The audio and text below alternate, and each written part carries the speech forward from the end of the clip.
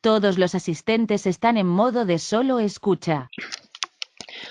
Hola, muy buenos días a todas las personas que se encuentran conectadas. Bienvenidos a este webinar que tiene por título NOM 022 SPT 2015, presentado en esta ocasión por el ingeniero Gustavo Guiñazú, jefe de proyectos de Total Ground. Les recuerdo que se pueden realizar preguntas, va a haber un espacio para ellas durante la presentación, ya sea de manera escrita o levantando su mano para habilitar su micrófono. Buenos días, ingeniero Gustavo. Muy buenos días a todos. Muchas gracias por asistir a este webinar. Recuerden que también, como comenta la licenciada, pueden hacer cualquier tipo de preguntas, ya que esto es para ustedes, para poder mejorar en cuestiones laborales en base a las normativas. Y cualquier pregunta que tengan, por favor, pues externarla, ¿no? Para que hagamos la ronda de preguntas en la dinámica, pausadamente en el transcurso de las diapositivas. Muy bien, vamos a dar comienzo con la presentación.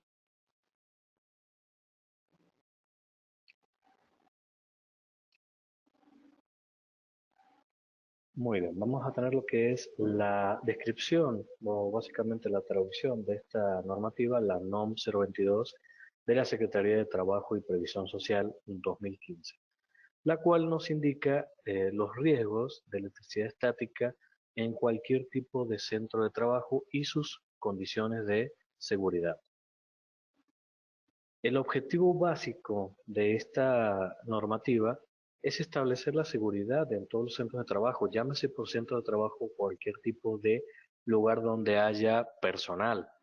Es decir, puede ser desde una oficina a una industria, puede ser una plaza comercial o cualquier lugar inclusive de concentración de personas, como un estadio, como museos, lugares con valores históricos inclusive, donde también haya personal, ¿no? Aquí el objetivo principal y primordial es dar protección o brindar protección al factor humano, ¿no? A los seres vivos. Esta norma rige en todo el territorio nacional. Es una norma obligatoria, es norma oficial mexicana, por lo cual se debe de tener en cuenta o se exige para cualquier sitio que llamamos como centro de trabajo, ¿no?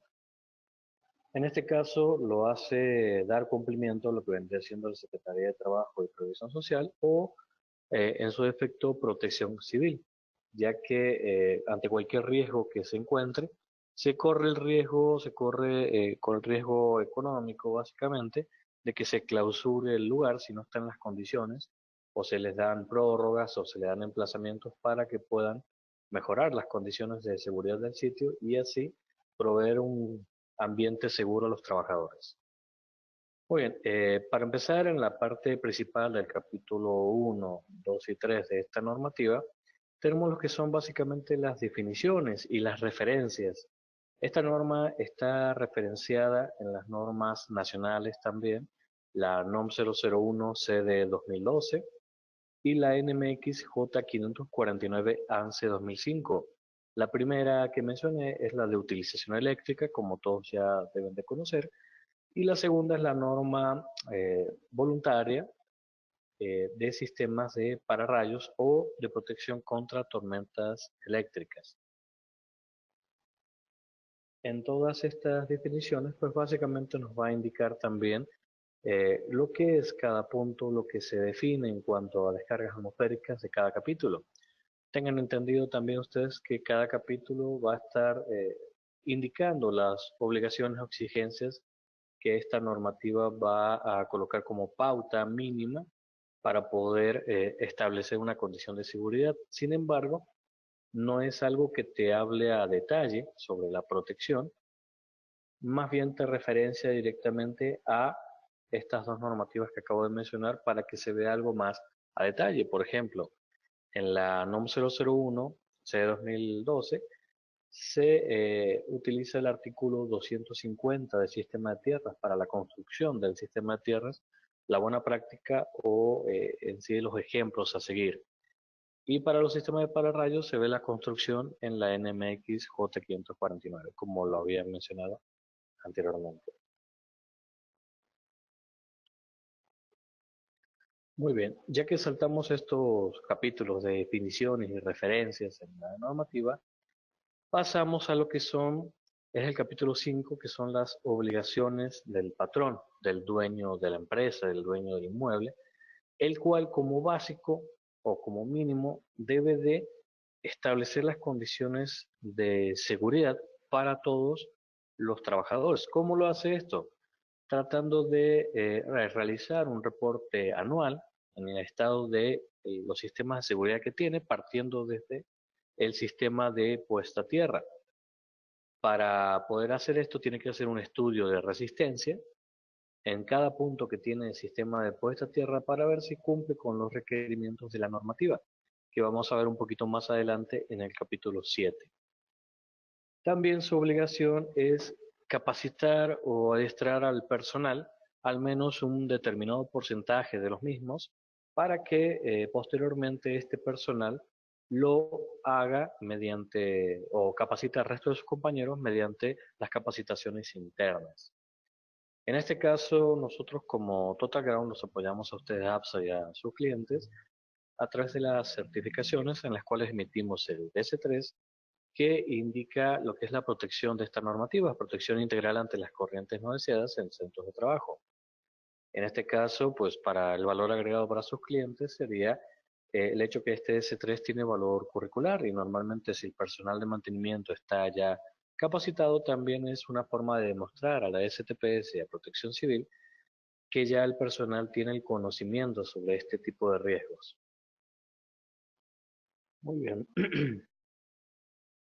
Otra obligación de lo que vendría siendo el patrón sería instalar sistemas de protección, ya sea contra descargas eléctricas atmosféricas o descargas eléctricas de cortocircuito o estática en cualquier tipo de lugar donde se almacenen residuos peligrosos, es decir, sustancias flamables, sustancias nocivas que ante cualquier chispa puede llegar a causarse un conato de incendio y por ende, o el último, una explosión, ¿no? Entonces, normalmente las industrias, como varios conocen o habrán visitado en sus clientes, estos cuartos están alejados normalmente de la nave principal o del cuerpo principal de la industria, debido a que sí son sustancias muy inflamables, ¿no? O si nos vamos a otros casos extremos como los polvorines, por ejemplo, también obviamente tienen su seguridad, su estructura, pero están alejados normalmente de la población y de las estructuras aledañas.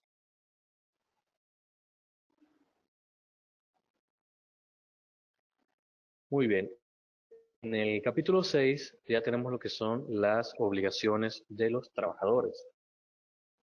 Como principal obligación, el trabajador debe de exigir su capacitación, debe de conocer todos los riesgos de donde está trabajando. Por ejemplo, si una máquina no está bien aterrizada y es una máquina que genera mucha estática, pues vamos a tener un problema, una descarga hacia ese personal, el cual va a creer que quizás si no tiene conocimiento, va a creer que es normal, pero aún así va a estar trabajando de manera incómoda. Con respecto a la estática, nada más de comentario literal o literario como tal, para que se den cuenta de un ejemplo, el ser humano, en todo alrededor de su cuerpo, en la superficie como tal, almacena carga estática. Esta carga estática se ve traducida en lo que se llama capacitancia. La capacitancia es la capacidad de absorber energía. En este caso, el cuerpo, dependiendo de la ropa que esté usando, si son ropas de polímeros o depende de que los zapatos que esté utilizando, si está muy aislado de lo que vendría siendo el terreno, normalmente cuando toque otro cuerpo con otro potencial eléctrico, se va a descargar y se va a producir una pequeña chispa. Esa chispa, para que realmente se produzca, pueden haber alrededor de 5000 voltios, que es lo necesario para romper la rigidez eléctrica del aire. En este caso, el ejemplo es que un ser humano tan solo genera 5000 voltios en esa pequeña descarga. Por lo cual, si agarramos una plaqueta, por ejemplo, electrónica que trabaja con 5 voltios, tan solo con la estática que tenemos en nuestras manos podemos llegar a quemarla, a quemar sus elementos.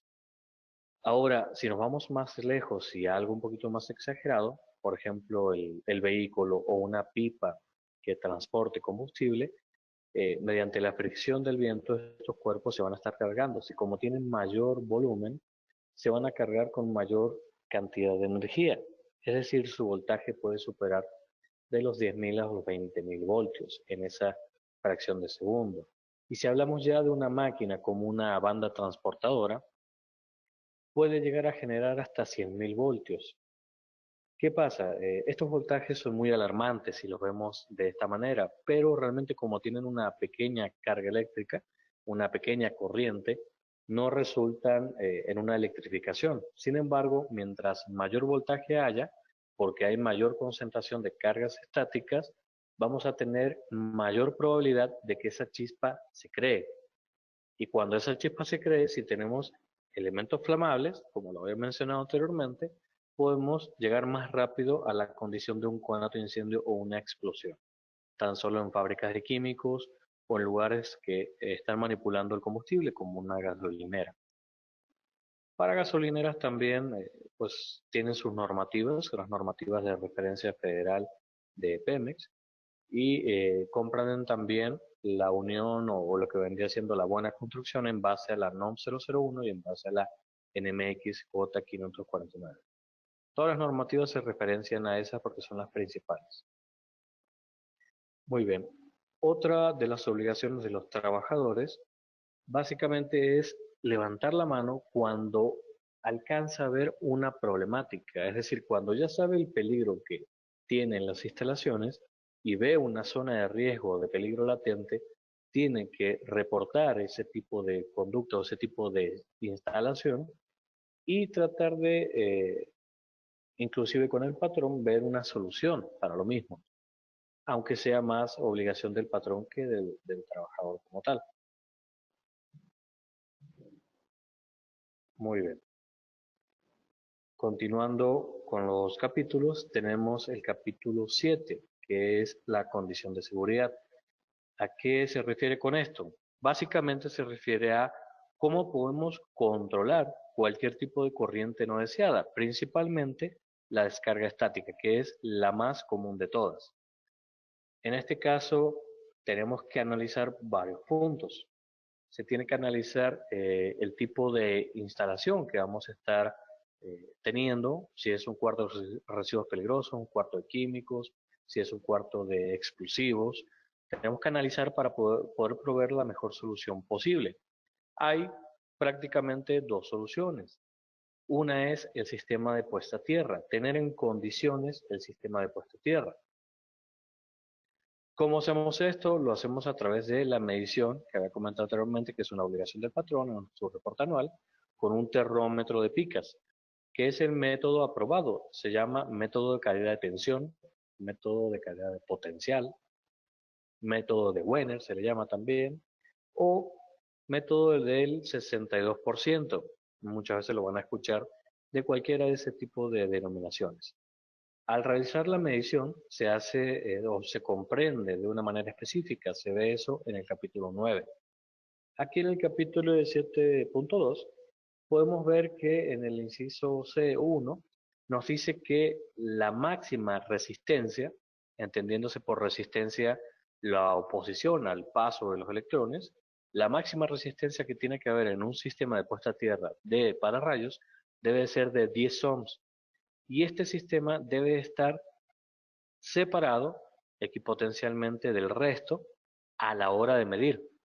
O sea, hay que realizar una desconexión y medirlo de manera individual. Obviamente, si estamos en presencia de tormenta eléctrica, hay que evitar las mediciones en este tipo de situaciones, pero bueno, eso creo que está por entendido, ¿no? Para lo que es la resistencia de la red del sistema de tierras, de estructura o general de la instalación, se pide un máximo de hasta 25 ohms. Anteriormente, en la normativa 2008, que esta es su actualización, era al revés, era 25 ohms en pararrayos y 10 ohms en el sistema de puesta a tierra. Sin embargo, se aclaró ya o se cambió la exigencia debido a la normativa de pararrayos también para tenerla en cuenta, que nos indica que 10 ohms es el máximo que debe tener un sistema de tierras de un pararrayos, debido a que si no tenemos un camino propicio para poder disipar esa descarga atmosférica, vamos a caer en la problemática de los arcos eléctricos que se van a generar en el paso del conductor de bajada o en el punto del conductor de bajada, proveyendo mayor cantidad de problemas a las canales que están a una distancia de seguridad, lógicamente. Que esto también está determinado en la NMX J549, que indica que como mínimo es igual que la NOM 001. Continuando con esta normativa, en el 7, la otra medida para poder controlar la generación de la estática es controlar la humedad relativa del ambiente. Siempre tiene que estar por un 65% superior, ¿no? O sea, o mayor a eso. ¿Esto qué significa? Simplemente que vamos a humidificar el ambiente. Cuando son cuartos de residuos peligrosos que ya tienen botes y tienen elementos donde están guardando esta sustancia, no le veo tanto problema salvo quizás la corrosión temprana en este tipo de elementos, en los metales, pero el tener humedad en el ambiente, a lo contrario de lo que piensa el mito de la gente, es bueno para evitar la ionización y es bueno para evitar la generación estática, ya que un ambiente seco es el que genera normalmente la estática y ayuda a facilitar la ionización. Entonces, esto lo podemos hacer a través de un medidor de temperatura y de humedad y vamos a estar humidificando el ambiente cada cierto tiempo para controlar los niveles y que esté dentro o superior al 65%. Tanto este equipo de medición de humedad como el equipo terrómetro o telurómetro, como lo conozcan, el medidor de resistencia, deben de estar calibrados. Y esta calibración tiene que ser en un laboratorio aprobado ante EMA y ante la PEM. De esta manera, pues básicamente vamos a comprobar o vamos a demostrar que el equipo está dentro de las medidas correctas, los parámetros correctos. Normalmente todos son digitales y aunque tengan la calibración de fábrica, se los debe de calibrar en estos laboratorios y se hace de manera anual también. Muy bien. ¿Tenemos alguna pregunta por el momento? Licenciada, ¿me puedes ayudar? No, no hay preguntas por el momento ni manos en alto. Muy bien, entonces continuamos con la presentación. Ante cualquier pregunta, pues no duden en comentarla.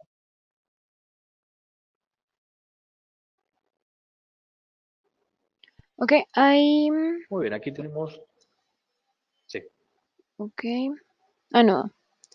Alguien por ahí levantó la mano, pero ya lo quitó, entonces no hay ninguna pregunta. muy bien. Entonces, ante cualquier pregunta, pues no duden en comentar.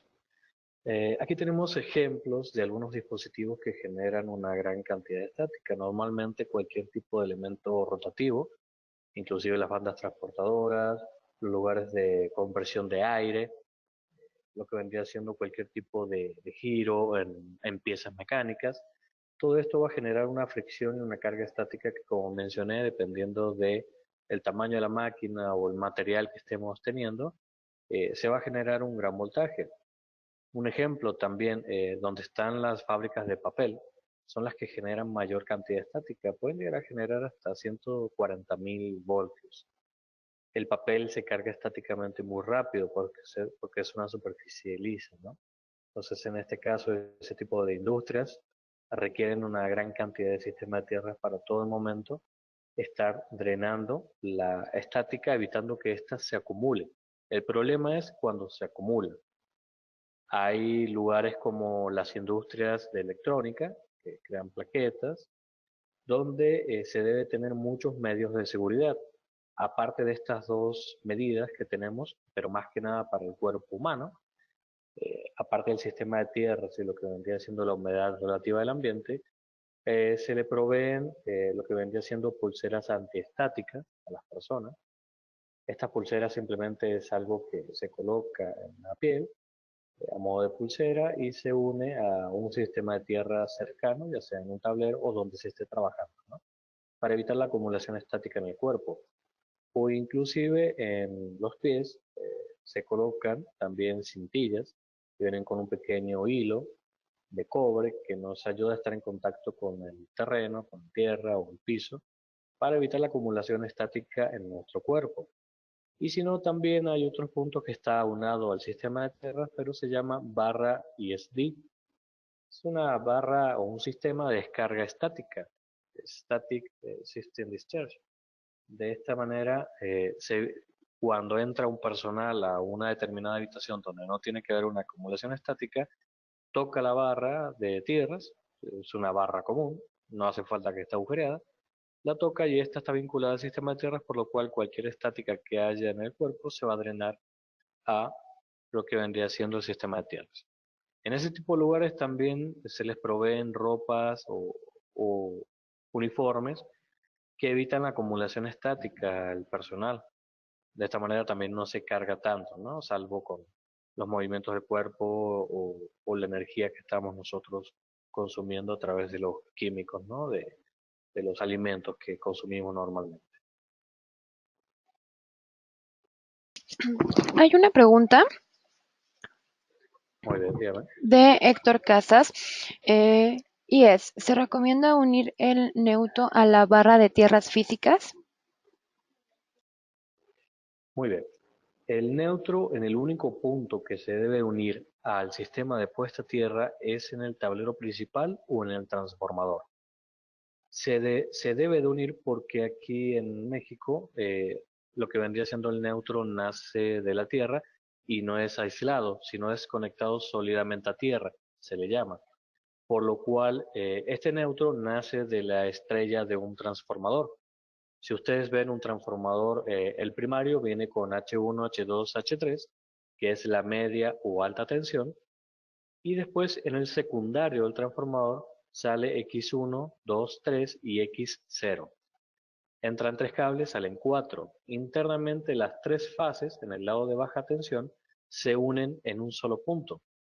Aunque parezca contradictorio, lo que pasa en este sentido es que al unir las tres tenemos cero diferencia de potencial, se elimina una a otra el potencial, porque están desfasadas y porque son de diferente origen, ¿no? Como tal. Entonces este neutro artificial, a través del principio de los nodos de Kirchhoff, el nodo de las tensiones, nos da un resultado de un voltaje cero en ese punto, y de ahí sale lo que vendría siendo el neutro. Como este neutro normalmente nace de la Tierra, es ideal en los tableros principales volverlo a unir al sistema de tierras para poder mantenerlo en 0 voltios. Si lo unimos o lo encontramos en algunas instalaciones en el tablero secundario, caemos en el error de que el neutro ya ahí está en un circuito, ya está cerrando un circuito como tal, un sistema, y si lo unimos a tierra, vamos a estar drenando energía a tierra en ese punto y va a haber un excedente de consumo y va a haber un recalentamiento en la instalación porque el neutro está conectado a tierra y el neutro en ese punto está cerrando el sistema para poder lograr un sentido de la corriente o un flujo de electrones desde la fuente que es el suministro eléctrico. Entonces, sí es importante y se debe de unir por normativa el neutro solamente en el tablero principal o en el X0 del transformador. ¿Alguna otra pregunta? Ok, por el momento no hay más preguntas. Muy bien, continuamos entonces. Pasamos aquí a lo que vendría siendo el capítulo 8 de el sistema de protección contra descargas eléctricas atmosféricas, es decir, contra rayos. Aquí básicamente nos indica que para el diseño y dimensionamiento, como ya lo había mencionado anteriormente, del sistema de pararrayos y la protección contra las tormentas eléctricas sería a través de la NMX J549 ANSI 2005 o la que lo sustituye, que en su efecto es una actualización y hasta ahora no ha habido una actualización de esa normativa. Básicamente también aquí nos comenta en el capítulo 8 los requisitos mínimos para el dimensionamiento o lo que debo de tener en cuenta para la tecnología o lo que voy a colocar de pararrayos. Primero va a ser lo que serían las dimensiones, que lo vamos a tener a través de los planos arquitectónicos de corte, de planta, elevaciones, fachadas, toda la información que podamos tener para el dimensionamiento del sistema de pararrayos, mientras más información tengamos, es mucho mejor. ¿Qué tipo de elementos se fabrican dentro del lugar para poder determinar el nivel de riesgo? Es decir, mientras tengamos sustancias flamables, la NMX indica que el nivel de riesgo va del 1 al 4, siendo 1 el lugar más riesgoso y 4 el lugar menos riesgoso.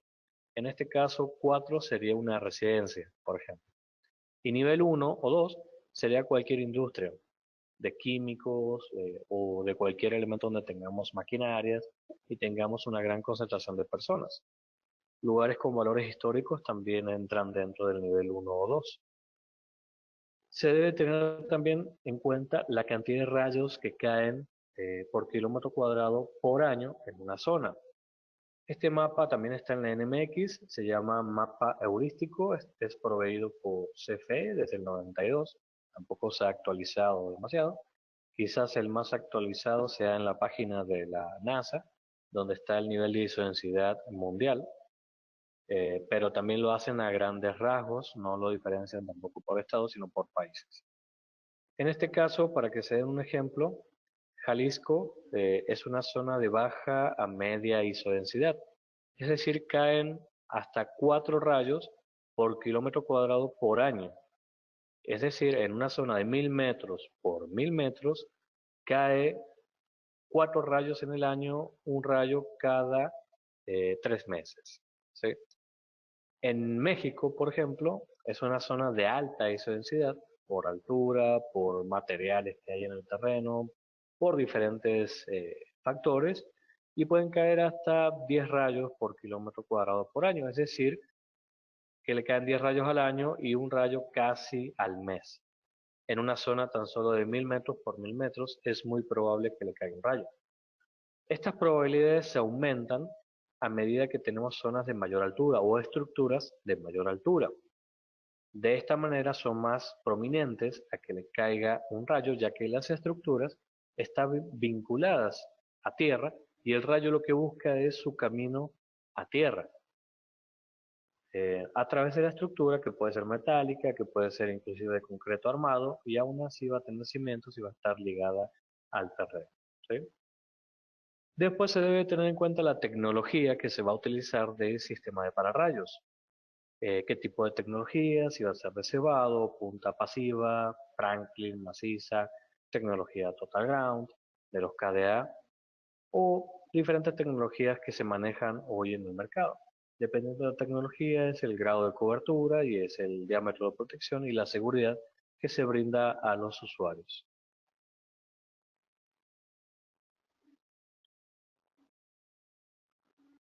Muy bien. También nos indica que como mínimo debemos de tener protecciones o condiciones de seguridad ante la caída de este rayo. La primera o la más importante quizás sea que en el conductor de bajada, que debe tener una canalización no metálica, normalmente, para evitar el contacto directo ante una persona, se debe colocar también un cartel donde diga peligro eventual de corriente de rayo. Es decir, que va a caer ahí una descarga atmosférica y no se lo debe confundir con cualquier otra canalización del edificio porque es un peligro latente. Inclusive, aquí no lo menciona, pero el sistema de tierras del pararrayos debe tener una protección encima del sistema de tierras. Normalmente se recomienda como mínimo grava de granito en una zona de 1 metro por 1 metro rodeando el registro del sistema de puesta a tierra del pararrayos. ¿Para qué es esto?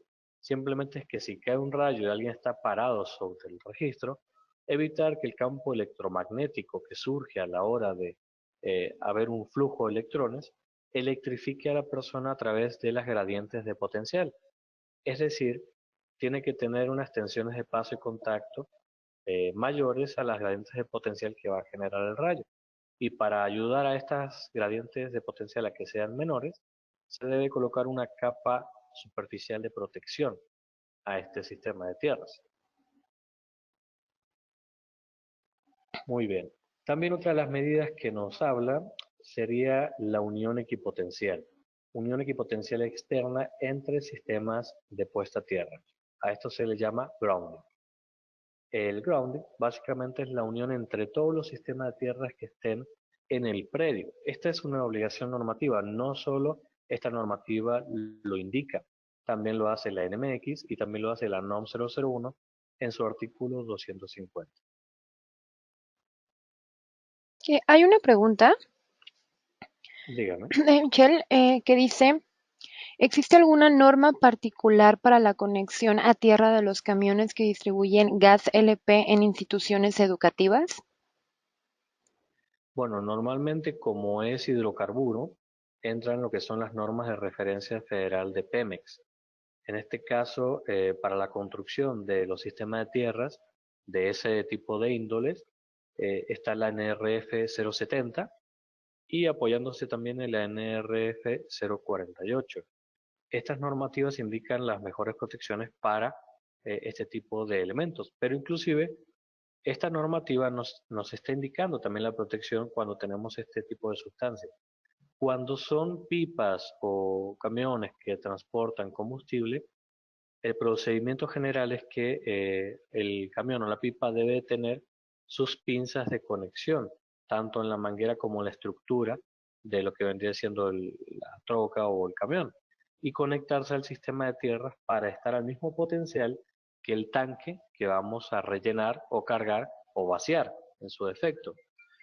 De esta manera se debe de tener ese cuidado, simplemente. Si no hay esa conexión entre el camión, la pipa o el gas, lo que sea, para poder llegar a cargar el lugar que vamos a sujetar, ya sea un tanque o cualquier tipo de estructura, vamos a caer en la problemática de la estática y la chispa, y por lo cual podemos llegar a eh, producir un canoto iniciando una explosión.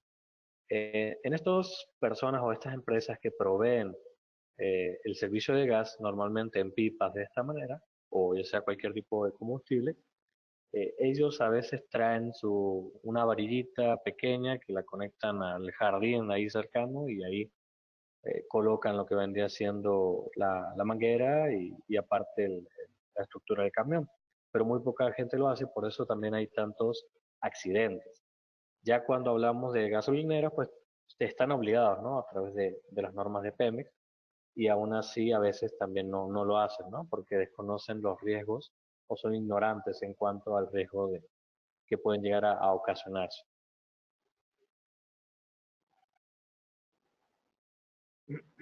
Muy bien.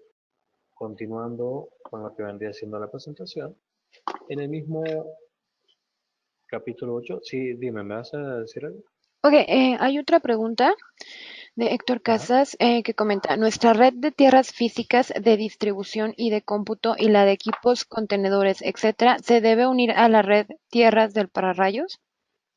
Exactamente, se debe de unir a la red de tierras del Palrayos, es una obligación, debido a que muchas personas antiguamente creían que, por ejemplo, el de datos o el que tenga el site dice quiero mi tierra aislada. Eso no existe. El término de tierra aislada se refiere a otra cosa. Se refiere a que el conductor de tierra debe de ser aislado. No se refiere a que el sistema de tierras esté aislado independiente del resto. Si no unimos los sistemas de tierras, vamos a caer en lo que se llama una diferencia de potencial. Y de todas maneras, aunque no esté unido, la descarga eléctrica les va a llegar a ese punto porque es un elemento metálico, porque es un sistema de tierras, y también va a recorrer un camino hasta llegar a los equipos que se van a estar protegiendo. Es peor el caso. Esto es decir, tenemos un punto A que va a ser un site y un punto B que va a ser un pararrayos o un transformador, y hay una descarga en el punto B. La diferencia de potencial o la fórmula matemática de diferencia de potencial es el punto A menos el punto B o punto B menos el punto A.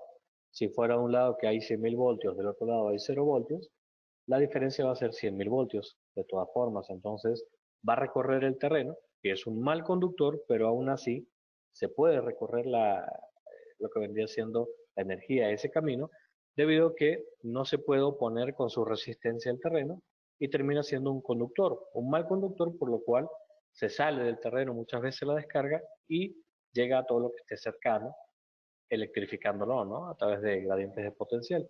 y de todas formas termina llegando al otro sistema de tierras. Entonces, respondiendo a la pregunta nuevamente, sí se deben unir todos los sistemas de tierras que estén en un predio, incluyendo el del pararrayos, especialmente el del pararrayos, para evitar diferencias de potencial y que todo funja o funcione como un solo sistema de tierras, ¿sí? Aunque el pararrayos debe de tener su electrodo dedicado. A fuerzas debe tener su propio electrodo. El resto de los sistemas, por normativa, no es obligación que cada uno tenga un sistema de tierras. Puede que si parten de una misma fuente de energía, que es un transformador, con un solo sistema de tierras puedo aterrizar toda mi instalación. Sin embargo, no es lo idóneo. Para poder aumentar la protección, debo de aumentar la cantidad de sistemas de tierras. Y separarlos por categorías también está correcto. Por ejemplo, para la estructura, su sistema de puesta a tierra. Para las maquinarias, su sistema de puesta a tierra. Para la tierra eléctrica del transformador, su sistema de puesta a tierra. Y a pesar de que este hilo llega a todas las máquinas, este hilo realmente llega a los contactos en su tercera pata, pero no llega a la chalupa, por ejemplo. Llega a la máquina, pero llega al tablero de control y no llega a todas las partes de la máquina, por lo cual, como todas las partes de la máquina es algo mecánico en sí, se debe de tener un sistema de reforzamiento y debe de controlarse la estática que está generando esta máquina y se hace a través del sistema de puesta a tierra dedicado para las estructuras de estas máquinas. El site también es ideal que tenga su sistema de tierra dedicado. No es obligatorio normativamente, al menos nacionalmente, pero sí se debe tener por los electrónicos que son tan susceptibles ante cualquier corriente no deseada, ¿no? Muy bien. ¿Hay alguna otra pregunta, licenciada?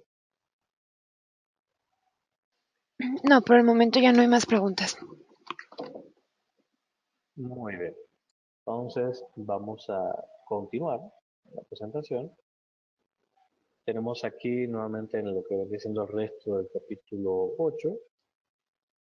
Se deben tener también en cuanto a condiciones de seguridad los peligros de trabajo cuando hay presencia de tormenta eléctrica. Es decir, en algunos lugares, por ejemplo como minas, manejan semáforos y con alarmas, donde si hay presencia de un campo electromagnético de tormenta, porque tienen detectores de tormenta, lo que hacen es emitir una alarma, que los trabajadores ya conocen tanto el sonido como los rasgos lumínicos, y se evita trabajar a la intemperie ante el riesgo de una caída o un impacto de rayo.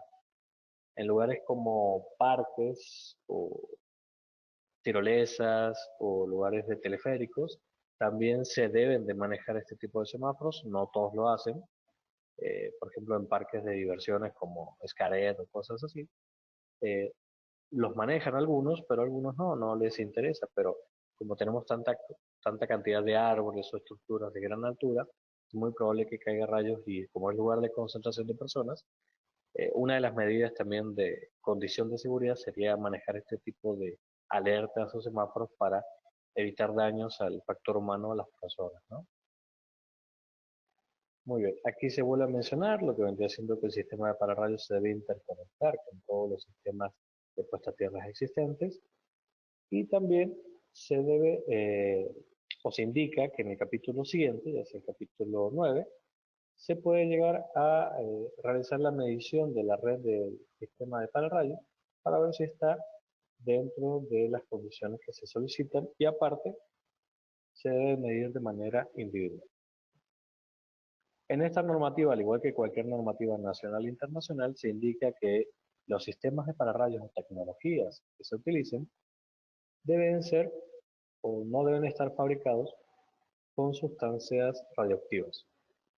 Aunque suena increíble, en una época en Europa se dio esta fiebre del sistema de pararrayos y se empezaron a fabricar distintos tipos de pararrayos ionizantes. Uno de esos eran los pararrayos radioactivos. Desconozco exactamente si era mercurio, uranio, si era cualquier tipo de elemento radioactivo, pero está por entendido lógico y de sentido común de que estas sustancias radiactivas terminaban induciendo a las personas y dañando sus organismos, por lo cual caían en problemas de radioactividad y enfermaban, ¿no? Entonces se prohibió nacional e internacionalmente el uso de cualquier tipo de pararrayos que tenga origen de tecnología radioactiva. Muy bien, ya pasando al capítulo 9, nos indica tanto el equipo o las condiciones del equipo que vamos a utilizar, así como el método de caída de tensión o el método que vamos a utilizar para la red de tierras. En este caso, para empezar, el equipo de medición debe de tener una frecuencia entre 90 y 200 Hz. Normalmente los equipos que se venden en el mercado tienen una frecuencia de 150 Hz, por lo cual están más o menos dentro de lo que vendría siendo este tipo de exigencia. Hay aparatos que superan todavía esta frecuencia, son de alta frecuencia, son de 20 kHz. Normalmente se utilizan en condiciones donde tenemos subestaciones, CFE los utiliza, y no están exentos también para poder ser utilizados en algunos otros lugares de alta potencia o alto consumo, ¿no? La capacidad de corriente que debe inyectar este equipo debe estar en el orden del 0.1 miliamperes, o sea 10 miliamperes como tal. Eh, el termómetro o medidor de resistencia o telurómetro debe de contar con su certificado de calibración ante EMA y ante la PEM.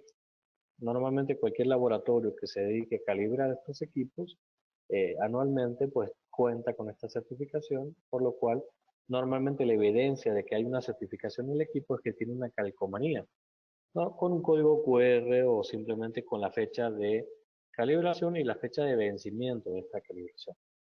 Aunado a eso se entrega un certificado oficial, ¿no? Muy bien. La medición de la red de tierras se debe verificar, básicamente depende del funcionamiento del equipo, si es de 3 o 4 picas o 3 picas y lo que vendría siendo pinzas también a veces se utilizan, depende del equipo que estén utilizando, pero el método básico lo que nos dice es colocamos al sistema de tierras que vamos a medir dos de los conductores que normalmente vienen en el equipo, que son cables, uno de corriente y uno de potencial, se unen al sistema de tierra y después quedan libres otro cable de potencial y otro cable de corriente. El equipo lo que va a hacer es inyectar una corriente conocida, normalmente, como dijimos, está en el orden de los 0.1 miliamperes, eh, y teniendo esta corriente conocida va a medir el voltaje resultante entre la pica más lejana, la que inyecta la corriente, y el electrodo que vamos a medir, el electrodo a probar. Cuando medimos este voltaje, esta diferencia potencial, tenemos voltaje y la corriente, y a través de la ley de Ohm, calcula lo que vendría siendo la resistencia. Aquí también en esta diapositiva pueden observar que se debe desconectar el sistema de tierra, se debe medir de manera individual. Se recomienda una medición general también de toda la red para ver cómo está funcionando el sistema, pero normalmente se debe hacer la medición individual. Muchos cometen el error de medir con las uniones equipotenciales del resto del sistema y obviamente les da muy baja. Perdón, y creen que está ya dentro de los parámetros que se solicitan. Sin embargo, caen en el error de que es todo un sistema, pero si esa unión equipotencial que hay entre un sistema y otro, en un futuro, por X razones, se llega a cortar, se llega a dañar por un flujo de electrones que superó su capacidad, o por un daño mecánico, o por robo, o por hurto, lo único que va a proteger al equipo, la aplicación que estamos teniendo en el sitio que vamos a medir, es el electrodo que tiene esa aplicación. Y si está separado de los demás, la resistencia va a ser mayor, por lo cual realmente hay que recrear ese escenario y desconectar las uniones equipotenciales que hay en ese sistema y medirlo de manera individual. Obviamente la mayoría que tengan varillas pues van a representar una gran medición, normalmente entre los 30 y 50 ohms, lo digo por experiencia en el campo, normalmente pasa eso, una varilla de tierras no tiene una resistencia muy baja, independientemente del que el terreno sea muy húmedo, que tenga el manto freático muy cercano, esta resistencia siempre va a ser muy elevada. En conjunto, pues ya obviamente vamos a tener una resistencia mucho menor por estar todos conectados en paralelo.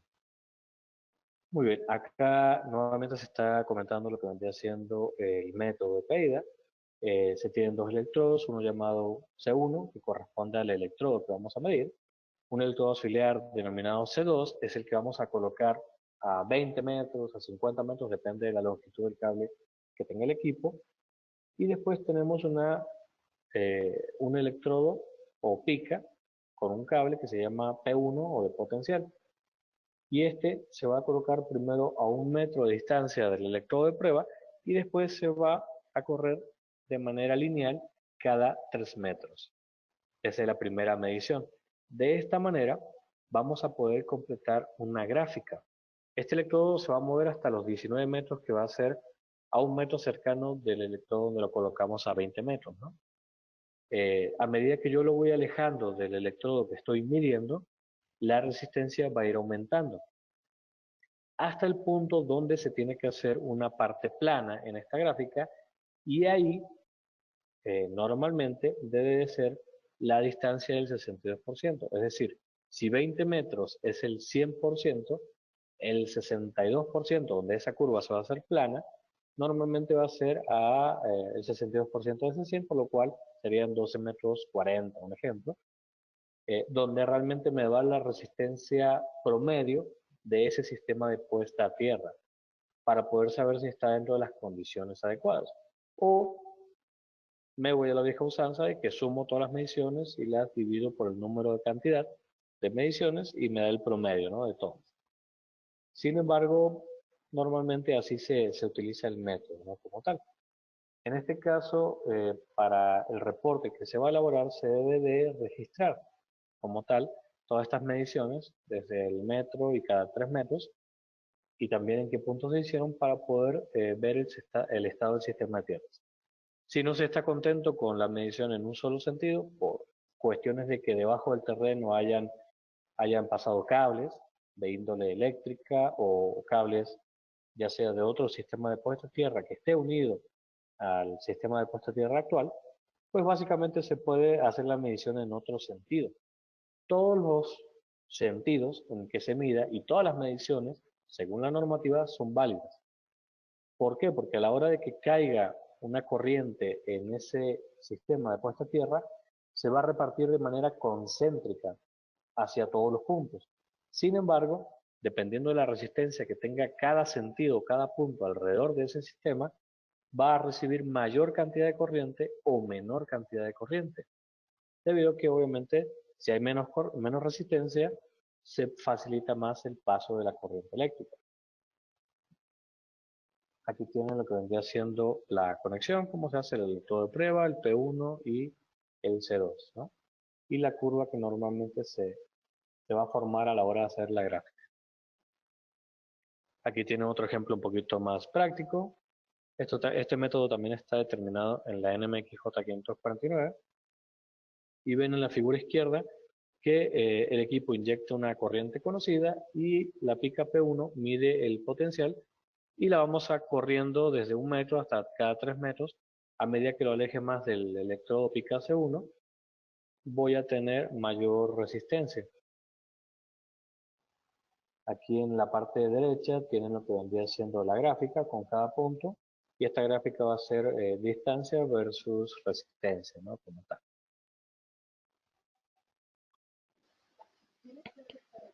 Muy bien. En el capítulo 10, y antes de comenzar con este capítulo, ¿hay alguna duda, licenciada?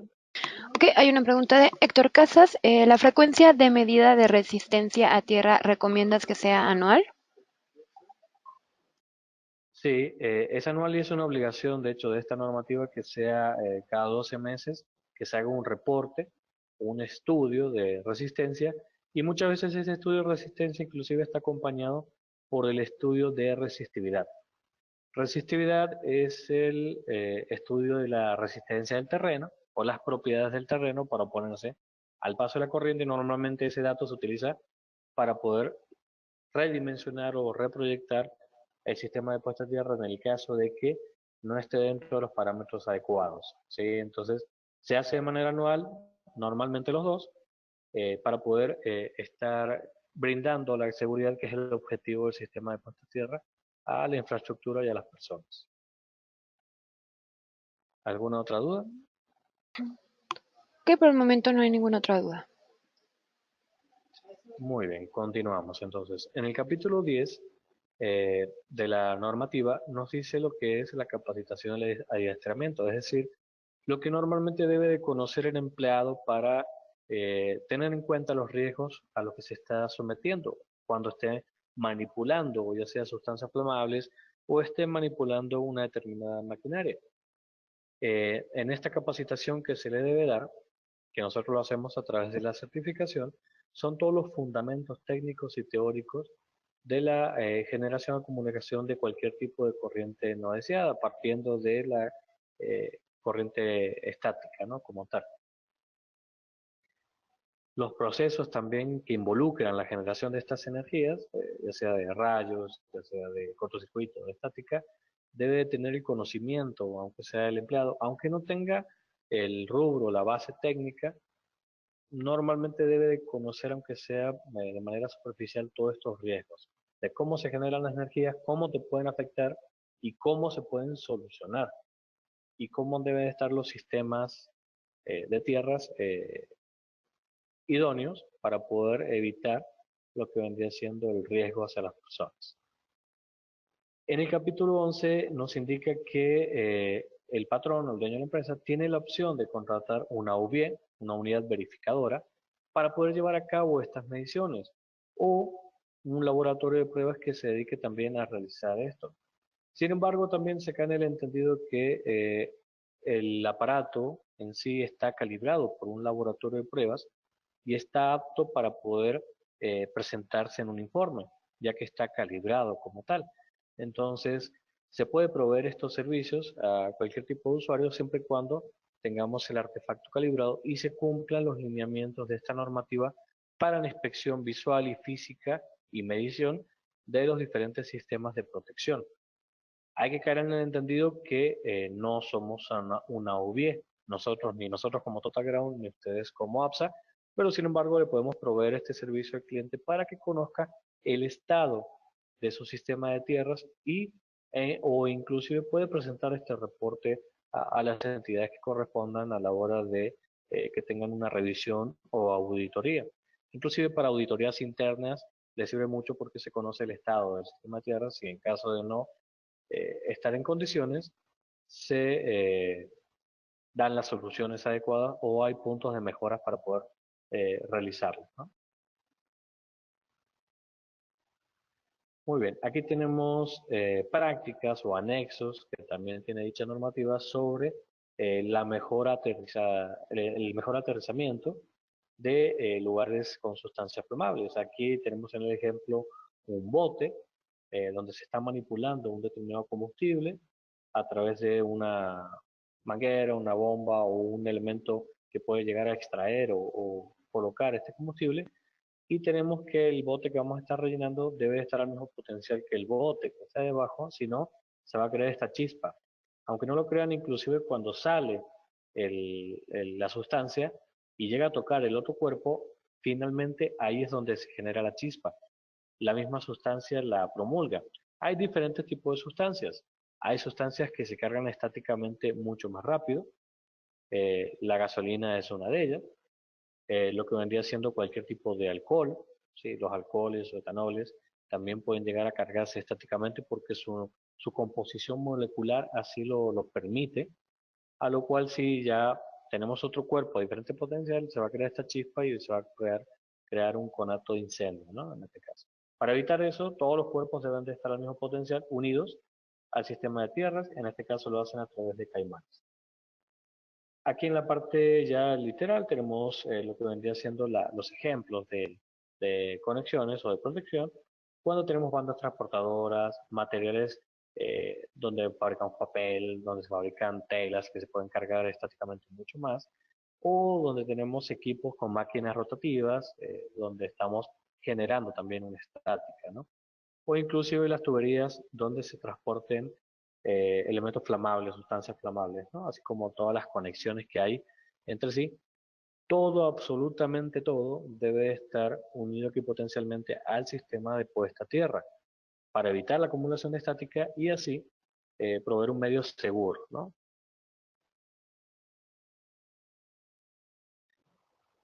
Muy bien. Aquí también esta normativa, como lo mencioné en un momento de la presentación, tenemos lo que vendrían siendo los diferentes puntos a tener en cuenta, aparte de los centros de trabajo. Dígame, licenciado. Ok, hay unas par de preguntas. Primera, para la medición del sistema de tierra, ¿la corriente es en DC o CA? Bueno, normalmente como parte de una batería, el equipo eh, que tiene un eliminador tiene baterías recargables, la corriente que inyecta es en DC. ¿Sí? Y la frecuencia que maneja debe de ser mayor normalmente a la frecuencia eléctrica, que son 60 Hz, para evitar ahí resonancias, armónicos o daño a los equipos. Quizás alguna de las preguntas también va a decir que si se puede hacer la medición con el equipo conectado. Sí se puede realizar debido a la frecuencia y poca corriente que maneja, pero sin embargo esta normativa recomienda que todo se debe desenergizar y también hacer la medición de manera individual, ¿no? ¿Tiene alguna otra duda? Ok, la segunda pregunta es, tenemos contenedores de pintura flamable y solo están aterrizados a la cabina de pintura. No contamos con la red de tierras cerca. ¿Qué nos recomendarías?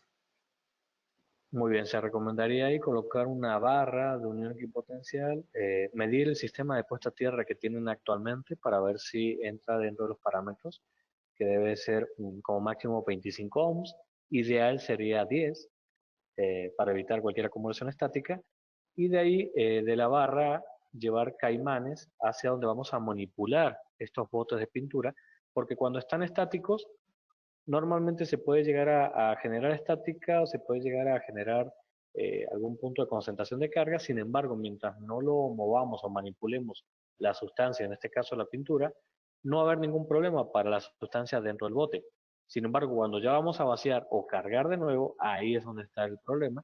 Y ahí debemos de tener una barra con caimanes que cada vez que vamos a manipular, colocamos el bote encima del área de proceso, se coloca lo que vendría siendo el caimán en el bote y en el punto, la manguera que vamos a llenar o vaciar, también se debe unir con un caimán al sistema de tierras. ¿Sí? Entonces, esa sería una solución.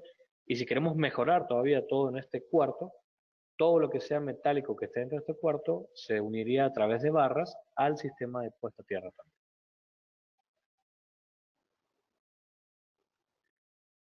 ¿Alguna otra duda? Por el momento no hay ninguna otra pregunta. Muy bien. Eh, Otros puntos que se deben de proteger aparte de los centros de trabajo, ya lo he mencionado anteriormente, igual lo volvemos a repetir, son los lugares donde se reúnen grandes multitudes o hay concentración de personas. Los ejemplos serían un estadio, un auditorio, teatros, cualquier lugar que tenga un gran cúmulo de personas, pues obviamente van a requerir una protección ante este tipo de condiciones o este tipo de corrientes no deseadas, como es la estática, cortocircuito y las corrientes del rayo, ¿no? Como tal. Cuando tenemos servicios críticos, ya sea que tenemos un gran centro de datos donde se maneja información muy valiosa, que normalmente hoy en día la información es mucho más valiosa que un equipo todavía, se debe también de llegar a proteger. O si ya nos vamos al extremo, serían en máquinas de sustento de vida en un hospital. Debe tener las protecciones adecuadas porque si eso está sujetando la vida de una persona, está protegiendo la vida de una persona y si no está en condiciones, obviamente esa persona va a sufrir, ¿no? Cuando tenemos una gran cantidad de rayos o densidad de rayos a tierra, también se debe de tener por obligación todo este tipo de protecciones que mencionamos, partiendo del sistema de puesta a tierra, control de humedad y el sistema de pararrayos como tal. Son obligaciones que indica esta normativa y para una construcción más detallada nos va a la NMX, ¿no? Cuando tenemos edificios de gran altura o estructuras de gran altura como torres arrostradas, como edificios de departamentos o lugares que pueden llegar a generar un peligro, como están más cerca de la nube y son para rayos naturales y tienen sistema de tierras naturales, se deben de proteger como tal.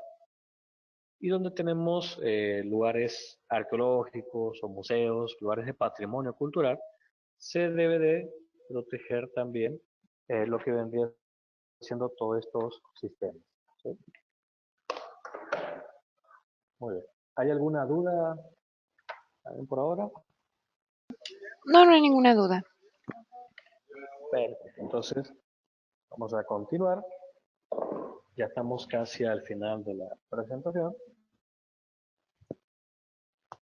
De todas formas, aunque si le surgen dudas posteriormente, quedamos a su servicio a través de las líneas gratuitas o su interno asignado, ejecutivo asignado, ¿no? De interno para poder resolver cualquier duda que tengan ustedes sobre sus clientes.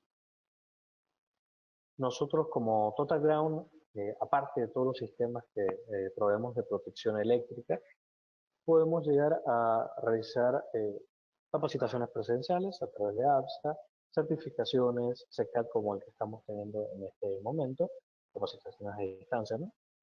Y proveer la ingeniería de soporte técnico en cuanto a levantamientos. En primer lugar, los podemos acompañar con sus clientes para poder determinar las problemáticas de manera más rápida y así apoyarlos en todo sentido para con los clientes, ¿no?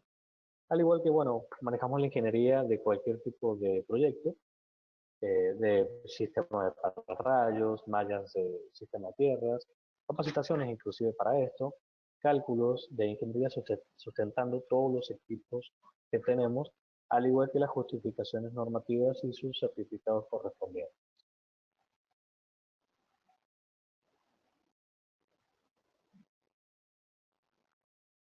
Tenemos lo que vendría siendo todas nuestras gamas de productos, partiendo desde el sistema de tierras, que es la columna vertebral, hacia lo que vendría siendo pararrayos, supresores de sobretensiones, bancos de capacitores, tipos de telemetría, telecontrol, UPS y demás. Nos ajustamos también a la necesidad del cliente en cuanto a diseños, inclusive de productos, para poder llegar a surgir en la necesidad cuando no es algo que es de línea como tal, podemos llegar a determinarlo también o a crearlo dependiendo de si el proyecto vale la pena en el sentido de que es una gran cantidad, ¿no? En eso tenemos nuestro estudio de ingeniería, nuestro lugar con ingenieros de gran capacidad para poder llegar a solventar las necesidades de cualquier cliente.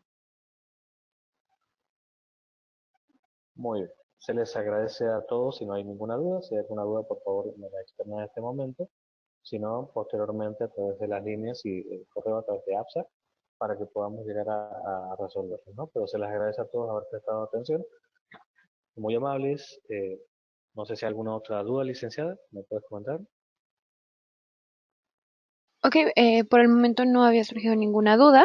No sé si esperamos un poco. Si tienen algún comentario, les recuerdo que pueden levantar su mano para habilitar su micrófono o ya sea de forma escrita. No sé si guste agregar algo más mientras esperamos si surge alguna pregunta.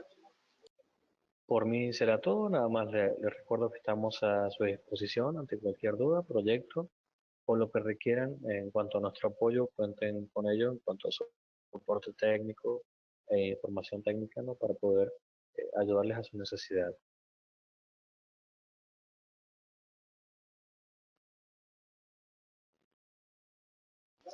Ok, muy bien.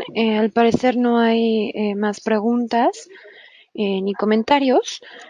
Pues le agradecemos, ingeniero Gustavo, quien es jefe de proyectos en Total Ground, el haber expuesto este tema, y también les recordamos que pueden visitar la página de grupoapsa.com para revisar los seminarios en línea que tenemos todos los martes y jueves en punto de las 10 de la mañana, horario centro, y con gusto los invitamos al seminario del martes, reductores y productos Shimpo, el martes, como ya lo comentaba, en punto de las 10. Les agradezco a todos su asistencia y que tengan un excelente día.